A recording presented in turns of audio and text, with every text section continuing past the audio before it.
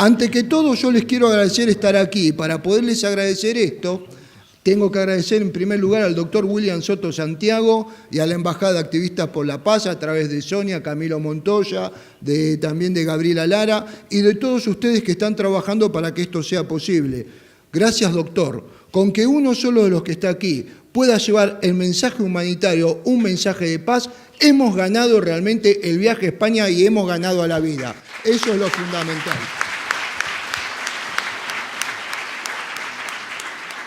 Gracias a la Universidad también Rey Juan Carlos, que estamos aquí y qué lindo que es estar en esta facultad en especial que es la de comunicación, ciencias de la comunicación. Yo escuché muy atentamente a la decana cuando se presentó y presentó a esta universidad, que no tiene mucho que ver con el derecho. Ahora, cuán importante que es la comunicación que hoy en día, y me sorprendió Santiago Castelá, me lleva una definición tremenda, la soberanía digital y que tiene que ver con la comunicación, que es lo que nos espera en el futuro. Rompe todo concepto de soberanía estatal, rompe todo concepto de poder soberano y justamente a través de los jóvenes que nos superan con creces en el manejo de esto.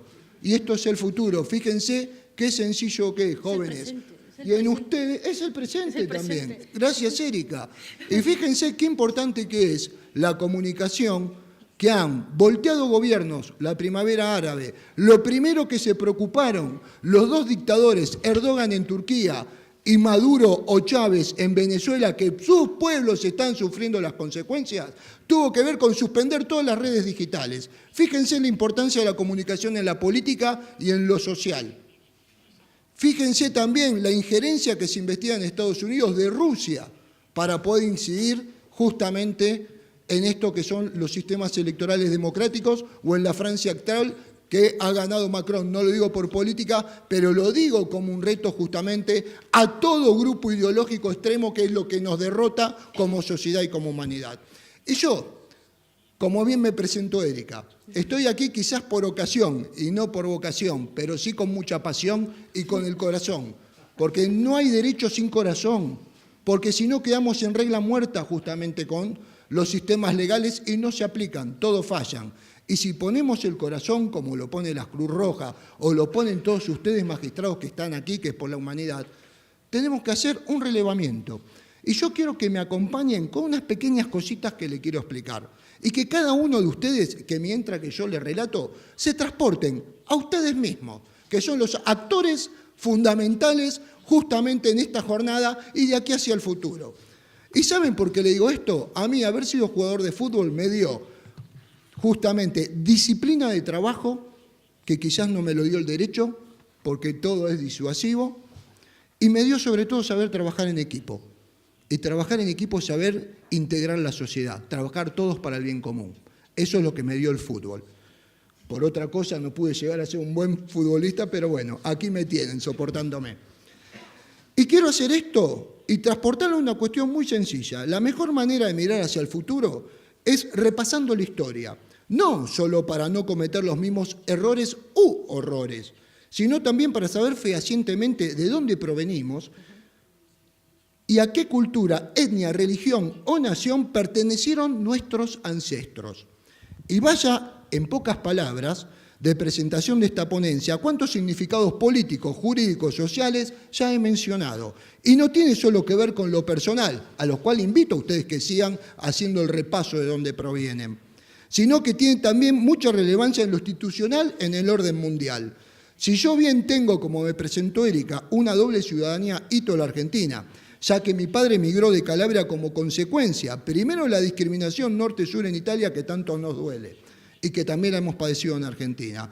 Y después como consecuencia de los desastres, asesinatos masivos y sometimientos cometidos por los nazis durante la Segunda Guerra Mundial y por el fascismo también.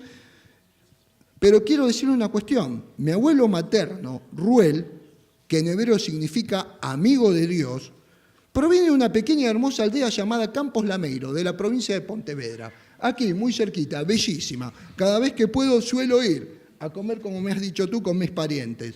¿Sí? Con todo lo que les quiero decir, que al saber sobre nuestros antecedentes, estamos construyendo una identidad cruzada de culturas, religiones, etnias armonía y que no solo sirven para construir inteligentemente puentes de paz, de diálogo y de tolerancia plena. Y si esto que yo le digo de mí y de mis sociedades, que ya no sé a cuál pertenezco, pero pertenezco a todas a la vez, a Italia, España y Argentina, si esto lo traslado a la macropolítica internacional, se transforma en este gran organismo llamado Naciones Unidas, nacido como consecuencia, y bien han explicado quienes me han precedido, de los 50 millones de muertos, producto del fracaso del diálogo en el seno de la Sociedad de las Naciones, de las apetencias de algunos estados que a la época tenían colonias, como el caso de Gran Bretaña en Medio Oriente, entre ellas, o en Gibraltar, o en Falkland Malvinas en la República Argentina, o de políticas radicalizadas como el nazismo, que al llegar al gobierno democráticamente, enseguida puso en marcha su tiranía excluyente para concretar uno de los hechos más espeluznantes en la historia de la humanidad en su conjunto jamás haya visto, ni imaginado: la destrucción de una brillante comunidad judía europea y en el norte de África, cuyas 6 millones de almas, como bien dice el fiscal Gideon Hausner, son faltantes, y esas faltantes cada día que pasa se nota su ausencia. Y hay que prestar muchísima atención, porque los lugares que quedan vacíos por haber sido exterminados sus miembros físicamente y sus comunidades socialmente, pueden ser ocupadas por grupos extremistas radicalizados que nos conduzcan nuevamente a una hecatombe cuyos límites son nuevamente inimaginables. Por eso, amigos comunicadores, es importante que los estados también participantes, que no callen, que no acompañen silenciosamente, como bien nos dijo nuestro amigo magistrado Joaquín hace poquito, política de bystander, de callar o de hacer votos justamente de abstenerse, que es ser Poncio Pilatos, traducido a nuestro vocabulario cotidiano, ¿no? Y siempre en la vida hay que decidir. Quien decide juega, quien no decide es cómplice. ¿Sí? Que justamente, como lo digo, no decidir nos transforma en cómplices, y que levanten las voces en representación de los que faltan para que esto no vuelva a ocurrir. Para ello es importante siempre decir la verdad histórica sin ruborizarse, sin ser cómplices por una cuestión de política real o realpolitik, que mejor traducidas son conveniencias económicas o estratégicas, como bien nos dijo nuestro estimado magistrado de la Corte Penal Internacional, Antoine Mindois.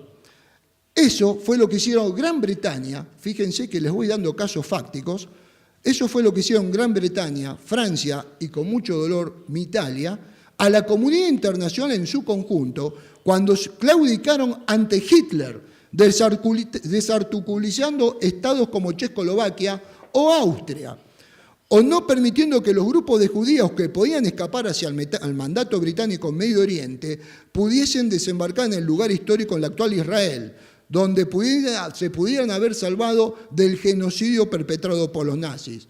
Y se los voy a marcar también, porque como bien nos dijo Castelá, todos los políticos, todos los colores políticos, todos los etiquetamientos, todas las religiones o todas las sociedades pueden cometer exceso. Quien etiqueta justamente a una sola bandería se está equivocando o está siendo cómplice de la otra bandería política, porque no escapó nadie justamente a esto, lo has reseñado muy bien cuando marcaste al nazismo, al comunismo, a las bombas atómicas, a los gulag, no dejaste nadie, también a las religiones que matan en nombre de Dios. Es muy práctico lo tuyo. Y esto lo pudimos ver con los jóvenes turcos. Si no hubiesen fracasado por el Tratado de Sebrest, tú te has referido al de Versalles, quizás Armenia o los armenios hubiesen tenido una oportunidad y no hubiesen seguido negando lo que fue el primer genocidio del siglo XX, que fue justamente el genocidio armenio. Tal cual también como hizo después los regímenes como Stalin o como Lenin oportunamente, que por una cuestión de conveniencia desarticularon ese tratado. Todos fueron cómplices. Quiero felicitar a mi país, al país de ustedes también, a España, por una reparación histórica. Qué interesante que es cuando, Camilo, hablas de las reparaciones, ¿no? ¿Y qué tiene que ver con la reobtención de la ciudadanía española después de 1492, si mal no recuerdo, que fueron expulsados los sefaradíes de Sefará, de esta tierra, y que les volvieron a otorgar la ciudadanía 500 años después? Si Argentina pudiese aprender de esto realmente, estaríamos en una decisión acertada, que fue la decisión política justamente del Estado español. Y esto justamente fue volver a generar y reparar puentes históricos con las comunidades que le hablamos, con nuestra misma comunidad española. Y esto es decir justamente la verdad. La verdad se puede decir de muchas maneras. Y fíjense las incidencias de organismos internacionales como UNESCO, que a veces algunas de sus comisiones mienten, y cómo pueden generar esas mentiras conflictos bélicos sin límite alguno, como fue una resolución de UNESCO que niega que justamente el rey David creó la unión del reino en el 1003 a.C. en Jerusalén. 1000 años después nació el cristianismo y 7 siglos después nació el islamismo, justamente en el mismo sector. Esa es la verdad histórica que UNESCO debe reconocer. Quien falta a la verdad genera peligro.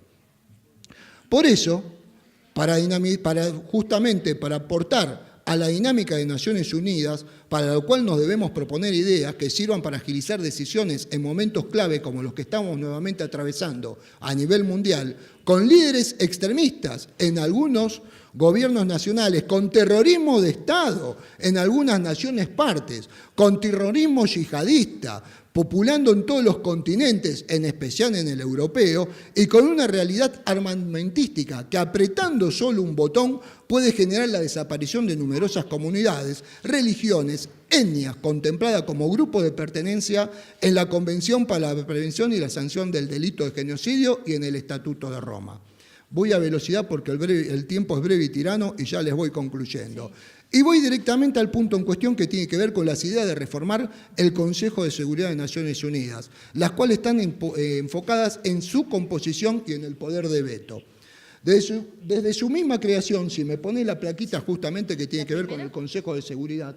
¿Sí? ¿La primera diapositiva? Consejo de Seguridad, justamente, acá estamos. Fíjense una propuesta.